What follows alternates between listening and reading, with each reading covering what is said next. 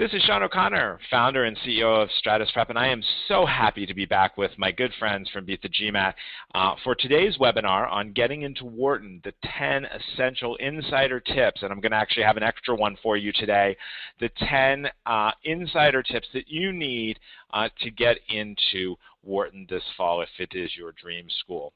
All right, so without further ado, let's get started. For those of you who have not been on one of my webinars before, let me just do a brief introduction. So as you may know, my name is Shawn O'Connor, and I am the founder and CEO of Stratus Prep.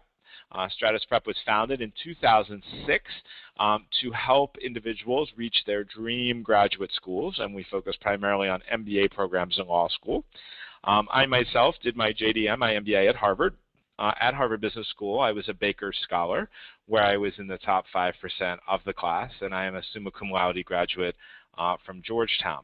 Over the last 10 years, I have been providing expert admissions and test prep advice, and have been fortunate to have many clients, and I'll give you the profiles of a number of them later on in the presentation. Many clients attend Wharton as well as HBS and Stanford, and I'm excited to share those 10 years of experience and insights with you. Before getting into test prep and admissions counseling, I worked with McKinsey & Company, Lehman Brothers, and a number of other firms, and I am the author of the Forbes column, The Launching Pad. And on the Launching Pad, I write 2 columns a week usually. Typically on Tuesdays, I write a column about entrepreneurship, and on Fridays, a column about MBA admissions. So you may want to go ahead and check that out if you're interested. So that's a little bit about me. If you don't know Stratus Prep as well, we are a team based mostly in New York, but we work with clients in over 40 countries and all across the United States. We are considered experts at the top schools in the MBA process, and as such have been featured in U.S. News, Forbes, where I write my regular column. I also write a column for U.S. News, Bloomberg, Business Week, CNN Money, which asked me to do an article on getting into HBS, and Fortune, which asked me to do an article on how to help people from finance backgrounds get into some of the top schools, including HBS, that were less favorably disposed towards finance applicants. And then also I've been in the Financial Times. They recently printed worldwide an article that I wrote on how MBA programs could do a better job teaching students how to network. They sort of assume that students come prepared to network, and that isn't always the case, and there is a lot that could be done to improve networking. I am on campus at the leading business schools constantly. This morning I was at Yale and New Haven. Earlier this week I was judging a business plan competition at Harvard. So I am constantly speaking with students and administrators and professors at these schools to make sure that the information that we're sharing with you is the most up-to-date admissions information possible and maximizes your chance of admission to the school of your choice. We draw our clients from many different industries and personal and professional backgrounds. We've had clients from the high-tech industry, including Microsoft and Google, from the finance industry, including Morgan Stanley and Goldman Sachs and the Blackstone Group, from the nonprofit sector, like Teach for America and City Year, and then also, of course, from consulting like McKinsey and Bain and Deloitte. We have a number of clients from the public sector, so people who are working in Congress or people who are working in government agencies. We have somebody who is in one of the federal departments who actually will be going to Wharton. It was his #1 choice, and he'll be going there in the fall with our help. So that just gives you a little bit of a profile of the clients that we work with. So let's get started with my 10 insider tips for admission into Wharton, and I hope that these will be really salient and will really help to inform you as you begin your thought process for applying to Wharton this fall. Number 1, it is absolutely imperative, and we're going to talk about this a couple of times throughout the presentation, that you demonstrate strong quantitative abilities through the GMAT and your work experience. Okay, so unlike Harvard and Stanford, where quant is one of many talents that one could have, but one could have great communication skills or great leadership skills and lower quant skills, and that would be fine at a school like an HBS or a Stanford. At Wharton, they are really serious about seeing your quantitative abilities. So what are the things you can do? You can obviously score well on the GMAT or the GRE in the quant section. Another option is you can take additional coursework over the summer to demonstrate your quant capabilities. You should utilize, whenever possible, work examples that demonstrate your quantitative abilities. It's really, really essential. And this is not because, and we're going to cover this later in the presentation as well, this is not because Wharton is just a finance school. Okay, Wharton's actually not just a finance school. Many people argue that Wharton has the best marketing faculty of any MBA program in the nation. But with every discipline, whether it's operations or marketing or finance, with every discipline, Wharton takes a quantitative approach to solving problems. So when they're trying to solve a marketing problem, they take a quantitative approach. When they're trying to solve an operations problem, they take a quantitative approach. And so you're demonstrating your quantitative prowess is absolutely essential to getting into Wharton. Okay? All right, wonderful. Number 2, you have to show that you have a commitment to data-driven analytical decision-making.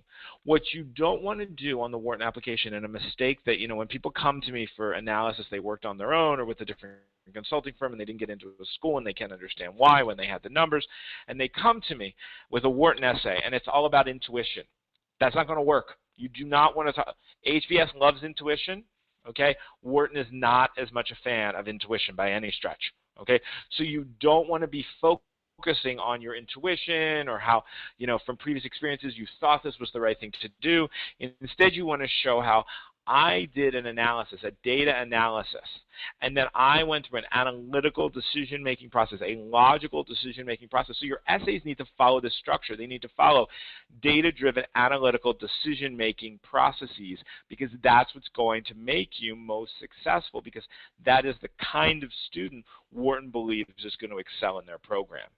Okay, so we need to show that we're quantitatively robust, that we have the quantitative abilities, but then step 2, which is this slide, is we need to show that we're going to leverage those quantitative abilities in order to have a data-driven analytical decision-making model. Okay, so that's going to be our second step in getting into Wharton this fall. All right, now we move on to number 3. Wharton has so many amazing global programs, the Global Immersion Program, the Global Consulting Practicum. We'll talk about some of the more specifics as we move through the presentation. If you don't recognize that Wharton has really unparalleled opportunities, Wharton Ventures, which can take you to Antarctica for a survival exercise, if you don't recognize the unparalleled opportunities that Wharton has in terms of global connections and global study, you are not going to be admitted to Wharton, because they want to see students who are going to take full advantage of these programs in which they have invested millions of dollars. So you have to speak about how you hope to participate in Wharton's specific and extensive global learning experiences. And it's not enough to say, I just want to, I just want to be in a global program. Or it's not enough to say, I'm really excited about studying abroad through Wharton. You need to use the names of the specific programs. You need to know the differences between the specific programs. You need to know why some programs are better than other programs. You need to know what differentiates them, what the focus is. Is it more theoretical? Is it more practical? Is it working with faculty? Is it working with business leaders? And figure out the programs that are the best fit for you and talk to them specifically in your applications. This is essential. Number 4, you want to illustrate that you are committed to a collaborative learning experience. Wharton is really, really interested in finding students who are collaborative. And this may sound sort of trite, and what school is not looking for students that are collaborative, but Wharton has gone to such an extent to, find students who are collaborative that this year, as you may know, this past year, they changed their interview technique. Instead of doing interviews with individuals, okay, they did group interviews so they could see how you interact with other individuals. Are you a collaborative learner? Are you somebody who builds your ideas off of other people's ideas? Do you share ideas freely? Can you give critiques and criticism in a non-personal, non-threatening way? Okay, so you want to demonstrate this in the interview, obviously, but you also want to demonstrate this when you talk about your professional experiences in the essays. Don't make it look like you were the individual who solved all the problems all by yourself. Instead, demonstrate how you worked with a team, you developed a team, you benefited from the ideas of your colleagues, and together you were able to collaboratively learn and develop and reach the right answer and be most successful. So it is essential both in the essays and in the interview to show that you're a collaborative leader and to really understand what collaborative learning means, the interchange of ideas, learning from one another, et cetera, et cetera. Okay? All right, now let's go ahead and look at number 5. Now, I know the GMAT is on the computer now, but I couldn't find a good picture to go with that really illustrated it was the GMAT on the computer. So I went with the old bubble Scantron, and I hope you'll forgive me. So you need to spend time, and if you're looking at Harvard and Stanford and not Wharton, you don't need to do this. But if you really want to go to Wharton, you need to spend time working with an LSAT or with a expert GMAT tutor to ensure that you score in the 80th percentile, hopefully in the 90th percentile, but at least in the 80th percentile on the quant section of the GMAT. Wharton is different from many other top schools. Wharton, like Columbia, and to a certain extent like Chicago, they not only look at your overall GMAT score, but as a separate, equally valuable metric, they look at your quant percentile. And we had a client a couple of years ago who really wanted to go to Wharton. And the professors in the healthcare program really wanted her to go to Wharton. And the professors were lobbying the admissions office, but she had something like the 70th percentile or the 72nd percentile in the quant. And the admissions office just was not comfortable that she had the quantitative rigor, the quantitative ability to be successful. So some folks will tell you, well, if you're close, it's good enough.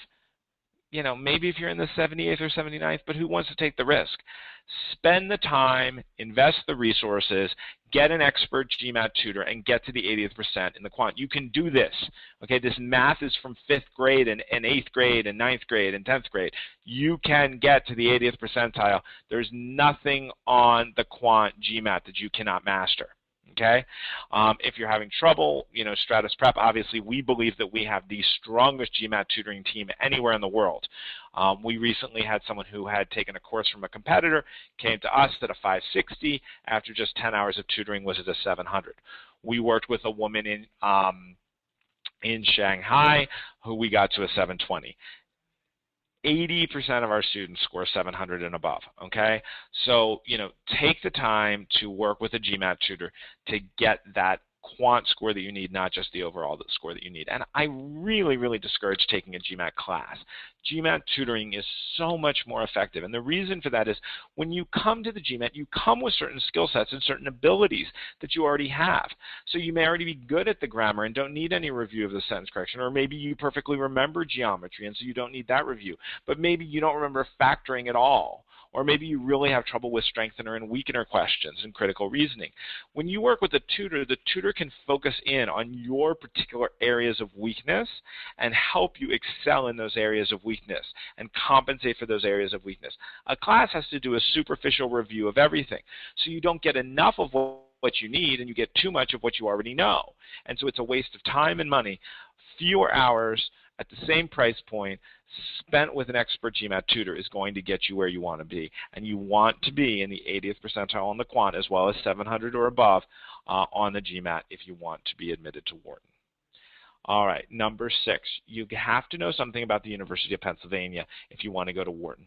And that is that the president of the entire university, Amy Gutman, is absolutely committed to the idea that the university should be a whole, and that there needs to be communication and work in between the different facets of the university. So the medical school, the engineering school, the School of Arts and Sciences, the business school, the law school. And so if you want to get into Wharton, you will show how you are going to benefit from that interdisciplinary learning community. You are going to talk about how you will partner with people from the engineering school if you're developing a tech product, or you will partner with people from the med school and public health school and the social work school if you are working on a health startup, or that you will work with people from the law school if you're focused on something that involves questions of intellectual property. You absolutely have to demonstrate this desire to reach outside Wharton and to get to know individuals from other parts of the university and to benefit from their experiences, their learning, their expertise, because that is something that the University of Pennsylvania and Wharton in particular is looking for. This will show that you really want to go to Wharton, not that it's just your third choice school and you applied there. Because if they think it's your third choice school and you just applied there to apply there, you're not going to get in. You have to convince them, even if it's your third choice, you have to convince them that this is where you want to be, and this is one of the best ways to do that. All right, number 7, you have to demonstrate an entrepreneurial orientation, okay? And this is true at more and more business schools, but it's especially true at Wharton with its numerous entrepreneurship programs and the Entrepreneurship Center that serves not only Wharton graduate students but also undergraduates. And so you want to demonstrate this. Now, there are many ways to demonstrate entrepreneurial orientation. You can demonstrate it, for example, through social enterprise. So maybe you started a new program at a nonprofit that you've been working with. Or you can do this because you've had a startup company, or you didn't start the company, but you've worked in an entrepreneurial environment at a startup company. That's another way to demonstrate an entrepreneurial orientation. But even if you work at a huge behemoth Fortune 100 company, you can demonstrate entrepreneurial orientation by being what we call an intrapreneur and showing that you think outside the box, you think about the impacts that you're having, you think about what needs to be done better or differently or more innovatively, and you propose and convince others and persuade them to adopt your entrepreneurial ideas. So regardless of what kind of company you work in or what type of nonprofit work that you do, I need you to demonstrate this entrepreneurial orientation if you want to be admitted to Wharton.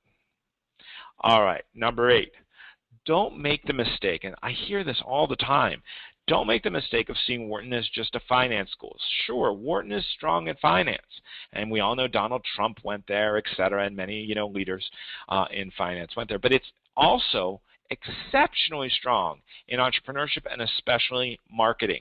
And I will tell you, we had a case of a woman with a 2.7 who was admitted to Wharton a couple of years ago, and she emphasized that she wanted to go there because of the marketing faculty and the marketing programs, and she talked about the specific programs and professors that she wanted to study with, and I am absolutely certain that that is why she got in with a 2.7, because she demonstrated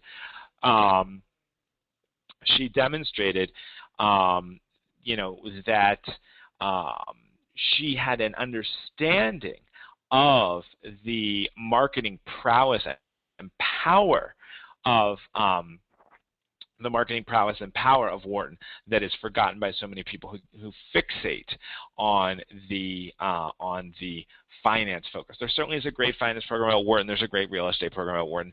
I would never suggest anything less, but it also is a great school for entrepreneurship, especially cross-function, working with engineers like MIT, and it is a wonderful marketing program comparable to or perhaps stronger than Kellogg and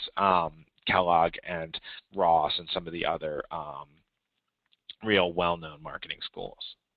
All right, number 9, speak about how as a Wharton student and beyond, as an alum, you would put your theoretical learnings into action. So for those of you who have reviewed the essay questions from previous years, you know that one essay question 2 or 3 years ago was they wanted you to invent your own Wharton class.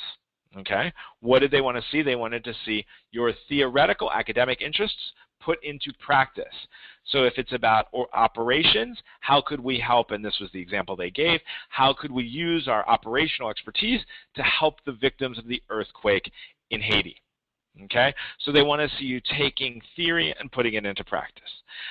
Similarly, okay, if it is on the most recent application, they asked about knowledge in action, and they wanted to hear about a time that you took knowledge, theoretical knowledge that you developed, and put it into action.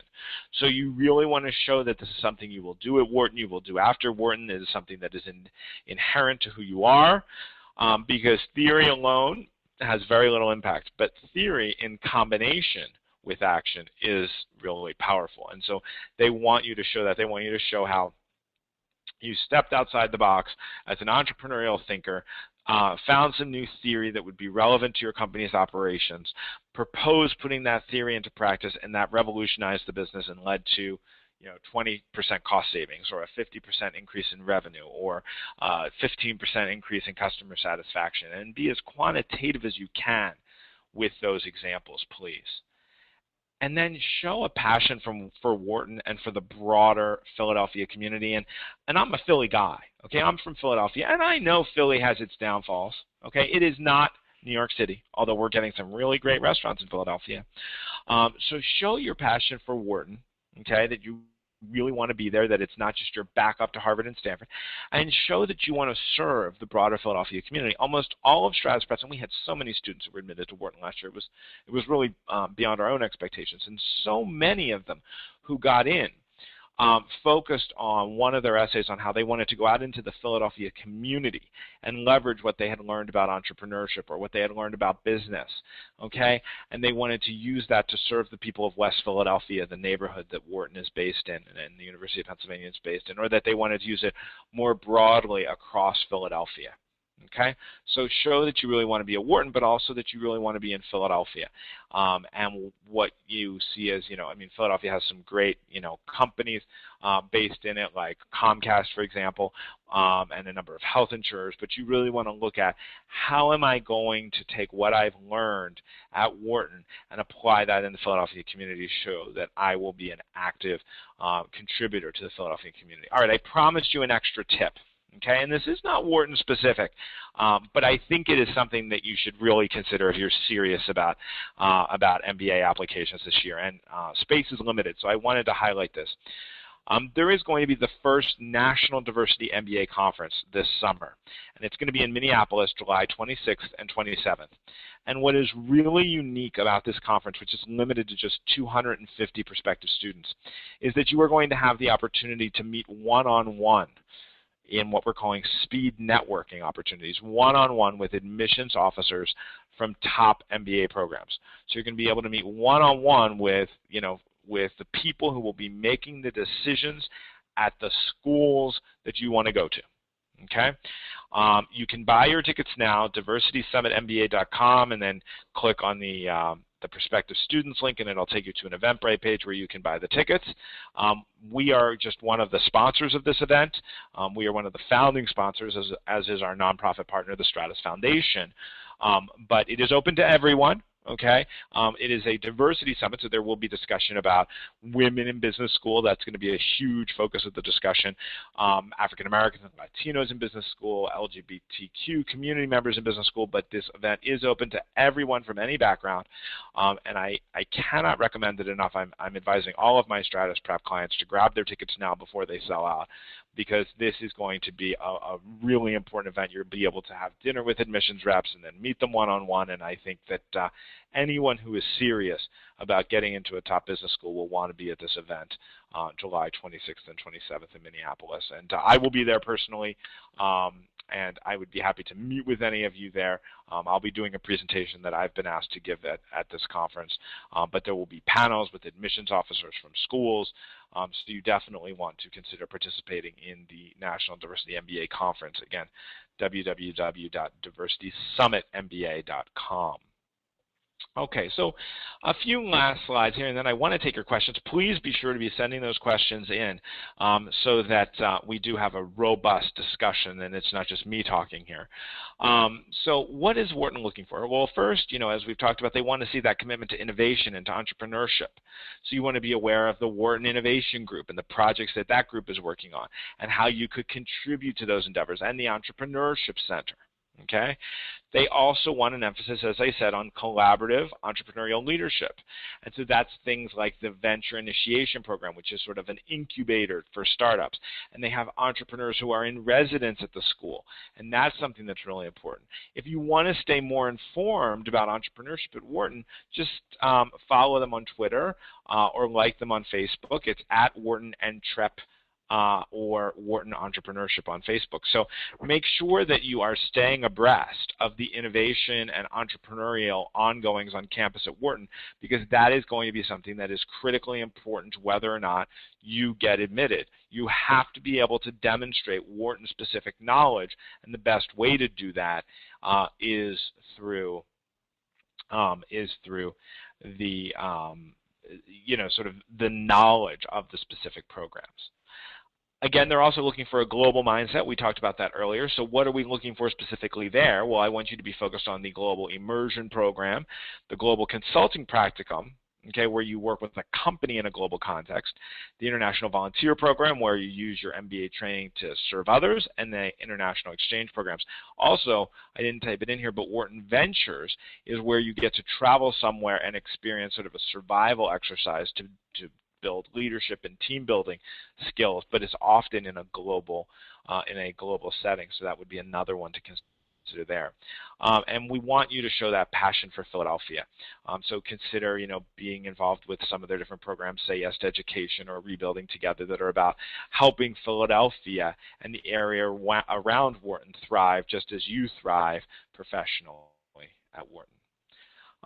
So one more slide about Stratus Prep. If you didn't know us before, we do have an 80% success record lifetime at Wharton. So since 2006, when Stratus Prep was founded, the numerator would be the number of people that we have helped, and we work with hundreds of people each year. The numerator are all the people who've gotten into Wharton. The denominator are all the people who've done a school package with us for Wharton. When you do that division, it's an 80% acceptance rate, which is much higher than the 15 or so acceptance rate normally at Wharton. We also have a 60% acceptance rate at Harvard. We help students get significant financial aid. As I mentioned, we had somebody with or I haven't mentioned this yet, but it's coming up, somebody with a 3.0 who got a half merit-based scholarship at Wharton because of the quality of their application. What's our secret? Why are we able to obtain these numbers? Well, each and every person who works with Stratus Prep works with a counselor who's graduated from a top 5 MBA program and has 2 years of admissions experience, but they also work with me as their objective evaluator.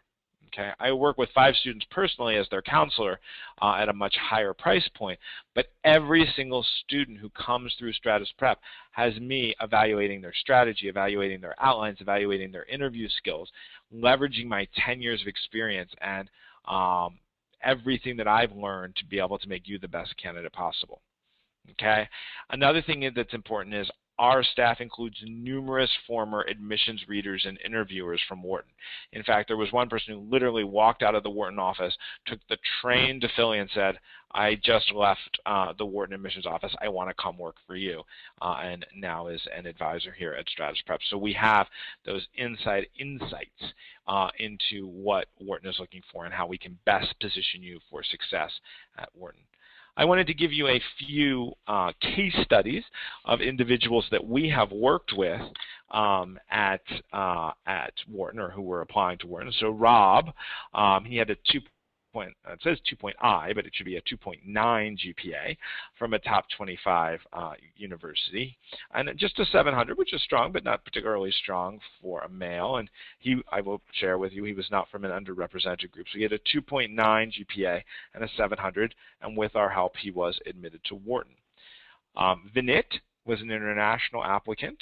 Okay, an applicant from India. He had a 3.3 GPA when you converted the GPA into the American system, a 7.10 GMAT, strong quant though, admitted to Wharton as well. Alex, top 10 undergrads. We went to a very, very strong undergrad here in the U.S., but only a 3.0 and only a 680. Not only was he admitted, but he got a half merit-based scholarship to Wharton, which he was shocked by, we were shocked by, but everybody was thrilled. And finally, Jennifer. Low GPA. She really had some trouble in undergrad, but top 25 undergrad school, 2.7 GPA, but a very strong overall GMAT, strong quant score, amazing essays, really thought-provoking essays, very, very intriguing, really grabbing the reader, and we worked with her on those, and she was admitted to Wharton. So this gives you a sampling. You don't have to be perfect to get into Wharton. These are all 4 people that worked with Stratus Prep, and here are their stats, and they got in. So we don't cherry pick our applicants to Wharton or to any other school. We work with folks under 3.0 GPAs, under 700 GMATs all the time, helping them into the nation's top MBA programs. All right, so here's my summary slide. Recognize the difficulty of getting into Wharton this year. It's a tough time to get into business school these days. A lot of people are applying. Budget enough time. We had people who started their round 1 applications for Wharton this year in January or February because they wanted ample time to brainstorm, to build their recommendation relationships, etc. So make sure you've budgeted enough time. Next, know your target. Know Wharton inside and out. And I've given you a lot, I hope, today to digest in terms of specific programs to look into and to really get to know Wharton well. You should obviously do a campus visit as well. And then work with true Wharton experts on your application. And given the former Wharton admissions team members that work with us and our track record at Wharton, I don't think that there's any doubt that Stratus Prep is the expert when it comes to Wharton admissions. And then I wanted to let you know about a couple of discounts that we have available for those of you who were on the webinar today. So we are offering a 10% discount off of any GMAT preparation or admissions counseling services that you may buy between now and May 28th. Okay? And the discount code for that is BTG10. Okay, so you can go ahead and get that 10% discount. But I went rogue and I added the second part. And my marketing team sort of thinks I'm a little crazy because I did this about an hour before we went live here with the webinar. But we are going to do a special 20% discount. A 20% discount if you enroll in either GMAT preparation or an admissions counseling program with Stratus Prep by 7 p.m. tomorrow. And we will make ourselves available to answer all your questions so that you can make a decision in that time period if you would like. This discount is 20% off either GMAT prep or admissions counseling. It is good through 7 p.m. tomorrow, okay, which is May 21st. You have to call. There's no discount code. You'll have to call to redeem this offer. Our phone number is 212-307-1788. Again, 212-307-1788. And you do need to call. This deadline cannot be extended. It is tomorrow through 7 p.m. Okay? And I do free consultations, so if you are interested in a free consultation, please let us know. Now, I'm not going to be able to solve all your admissions problems or even really get to know you all that well in a 30-minute consultation. What we do in the 30-minute consultation is help you figure out how Stratus Prep could help you reach your goals. So we look at where you are, what you need, and then how Stratus Prep can help fill in those goals, fill in those gaps, and really assist you. And we together come up with a plan where you and Stratus Prep working together leads you to your dream school. And you can set up a free consultation either by emailing us at consult@stratusprep.com, consult@stratusprep.com, or giving us a call at 212-307-1788. Again, that's 212-307-1788. Okay? And one last plug, Diversity MBA Summit. DiversityMBASummit.com. If you are interested in meeting with admissions reps from some of, if not all of the top schools in the nation, we don't have, from what I understand, every school confirmed yet, but if you are interested in meeting with and having dinner with and hearing panels with and doing one-on-one conversations with the people who will be deciding your fate, I would strongly encourage you to consider making the trip out to Minneapolis for the 26th and 27th of June. DiversityMBASummit.com. 250 tickets available. Make sure you get them before they go sold out. So that is what I have for you, and I am happy to take questions. And we are, we are always available for anything you need. So if you have questions, if you want to do a consult before you have to make the decision about the discount tomorrow night, we'll go ahead and, get you scheduled for a consult. Whatever you need, we want to be there to be helpful. All right, so I have a couple of questions coming in here, so let me go ahead and review those. So first, does a low verbal score and overall score impact even if the quant score is good? Well, so the example was a quant score of a 49, which is which is ample and totally fine, and a verbal score of 25 for a total of a 620. That may be a little bit low for Wharton, but there are easier ways to overcome a low verbal score. So first, they may call you in for an interview because then they're going to be able to see your verbal skills. Number two, they're going to look very closely at your essays to see your verbal skills. Number three, they may, depending on where you went to college, they may want to know what your TOEFL score was. So if you went to school outside of the U.S. in a school where the primary language of instruction was not English, you'll likely be required to take the TOEFL, and so that can overcome a low verbal score. So a low verbal score is a lot easier. There are a lot more pathways to overcome it. It is not sort of a requirement in the way that the quant 80th percentile is almost a requirement. And so, you do need to address this low verbal, but I do think you're going to have a lot more options in how to do that. Good luck with that. Okay, next, international students typically do not have the scope to tour the U.S.-based business schools to find out more about the institution and get to know the community firsthand. What sort of advice do you recommend for those people when they start writing their admissions essays with reference to school-specific detail? Well, that is honestly one of the major reasons that we have so many international clients. We have huge client bases in India and China and Korea and Japan and Turkey and Russia and the UK, and often it's because we visit the schools all the time.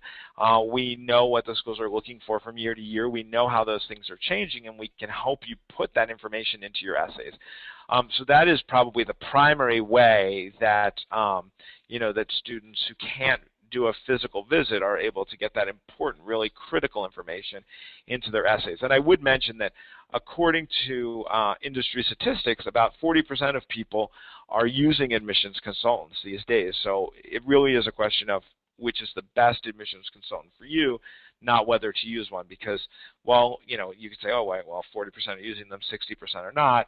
The 60% who are not are likely not using them because they can't afford the pricing of admissions counseling. But the vast majority of people are using admissions consultants. So that can be a great way. Another thing is sometimes there's online coffee chats with students. You might be able to find a little bit about the student community from that. Obviously, reviewing the website will tell you a little bit about the student community, but it's really hard if you're not either at the community yourself or talking with someone who has visited the community themselves regularly and knows the school inside and out. And that is the service that we try to provide. Okay. So the next question was, any advice for older applicants, say early 40s, will age work against a student?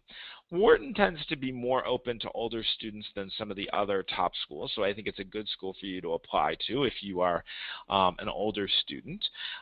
What I would say is you need to demonstrate that you are still at the right place in your career where an MBA versus an EMBA or a part-time MBA, where an MBA makes sense.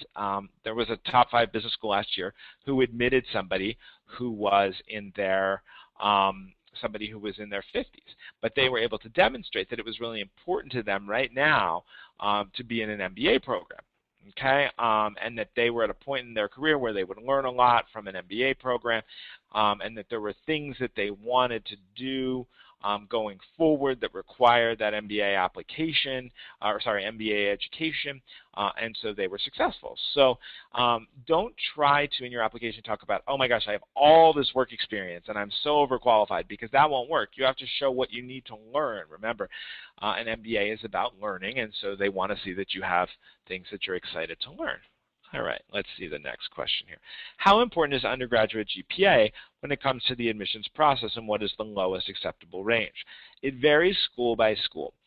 We have been very successful in helping people into top 5 schools, and especially Wharton, with GPAs under 3.0. So 2.7, 2.9. If you're under 2.0, that's going to be really difficult. But in the mid to high 2s, if you have everything else is strong, your essays are exceptional, your recommendations are exceptional, your resume is beautiful, your GMAT score is at least around 700, then we can typically work with you. In fact, sometimes people in that range can even get some merit-based financial aid. So undergraduate GPA is important, but it can be overcome, especially at schools like Wharton or Columbia. HBS and Stanford tend to put a little bit more emphasis on undergraduate GPA, so it's going to be a bigger stretch to get into those schools, but not impossible. But it will be a bigger stretch to get into those schools than Wharton. What do you think of Wharton's perception of the GRE instead of the GMAT? I think that Wharton's perception is pretty similar to everyone's perception, which is if you're going to take the GRE, that's fine, but everybody knows that the quant is easier everybody knows that the quant is easier on the GRE, so they're going to want you to be in the 98th or 99th percentile on the quant on the GRE because that would convert to like the 80th percentile on the GMAT. So I don't think schools really care which one you take, but the benchmark of what you need to score, at least in the quant, is substantially different. You need to be in the top 80% on the GMAT. You need to be in the top 1 or 2% on the GRE. If you're relatively good at math, take the GMAT. It's the big boys and girls test. If you take it, people will be really, happy that you excelled on the harder of the tests. If you're really not good at math, then maybe focus on, doing as well as you can and getting that 98th percentile on the GRE, which may be a little easier. But, our general, if somebody comes in and they're agnostic, we always give them the GMAT, and it tends to work out for the best. So, I say go for the GMAT unless you have some other reason that you need to take the GRE, like you're applying to master's or PhD programs, in addition to MBA programs. Okay. With regards to your point number 7, entrepreneurial orientation, is it okay to talk about your past entrepreneurial efforts in your admissions essays, even if they may not have been a successful venture? Yes, yes, yes, yes, yes. Failed entrepreneurial ventures can make great MBA admissions essays. In fact, I'll tell you a secret. One of my MBA essays for Harvard, where I was admitted, was about a failed entrepreneurial venture I had before business school, and what I needed to learn from that experience that helped me to be more successful with future ventures. So I think that is a wonderful example to use.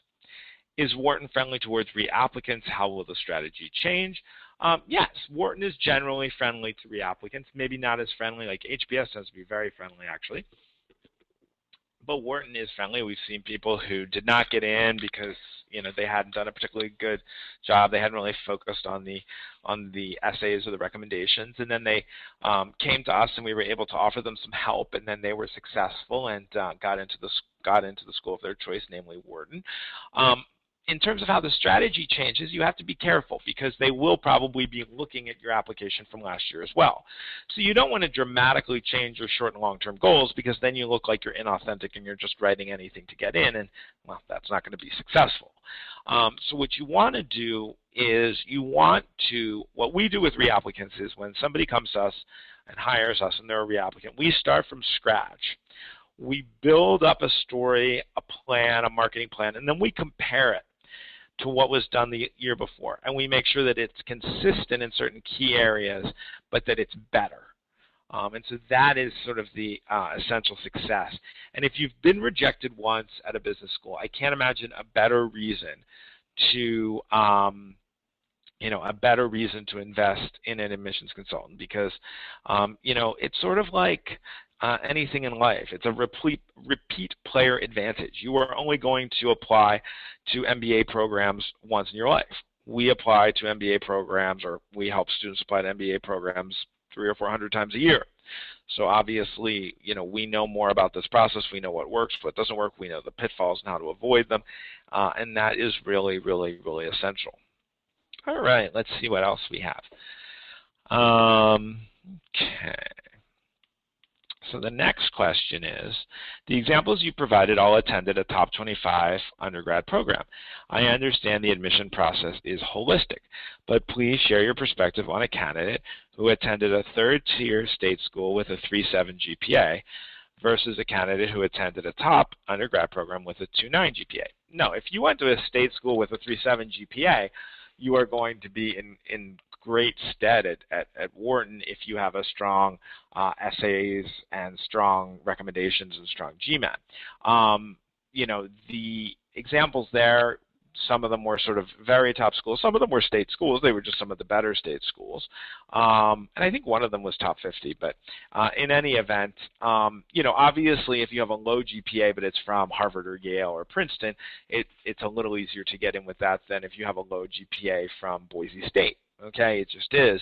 But if you have a high GPA, 3.6, 3.7, 3.8, 3.9, from a state school of any caliber, you're going to be competitive at Wharton. But again, don't fixate on the numbers. Don't fixate on the GPA. Don't fixate on the GMAT. Fixate on producing the best possible essays and the best possible recommendations and the best possible short answers and the best possible resume, because people think this is a qualitative process and then they're shocked when they don't get into schools where their numbers were above the average, but that's because it's not all about the numbers. In fact, people get into these schools with high GPAs not because, or high GMATs, not because they were accepted because of their high GPA or their high GMAT, but rather because there's a correlation between the kind of student who's going to write an essay that these schools are going to want to accept, and the kind of student who would have a 720 on the GMAT. So we see it more as correlation than strict causation. Okay.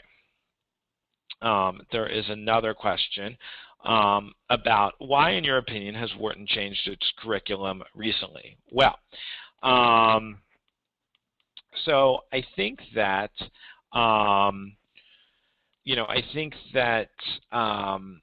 all of the different schools, Harvard did the same thing 2 years ago, and a number of other schools, Yale has been looking into this, and they, redid their curriculum. And I think the nature of the world is changing, right? And entrepreneurship is much more important,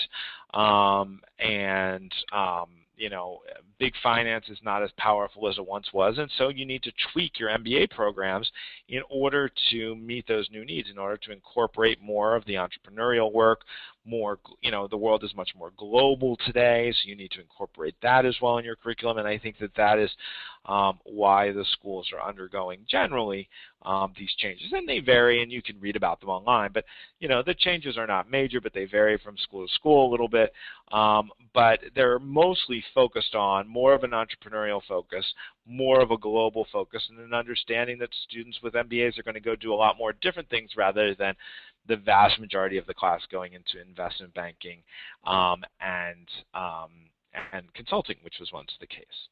All right. Some schools are asking about the use of admissions consultants. Would using an admissions consultant count against an applicant? I can tell you, I only know of one school who's asked this, and they asked it on a voluntary basis, and all of our applicants didn't answer the question, but well, one or two of them did, and they got in. But so certain schools like Duke have asked this. They're asking it more for a marketing perspective. So there is a good relationship between accredited, real business school admissions firms like Stratus Prep and the other probably well-known firms and the schools. And so we have an annual conference. This year is actually in Philadelphia, and the schools come and they speak to us because they want us to understand what they're looking for so we can best advise our clients. And quite frankly, they also want us to recommend their schools, because when people come to us and ask, what schools should I apply to, it's obviously in the school's interest if we recommend their school.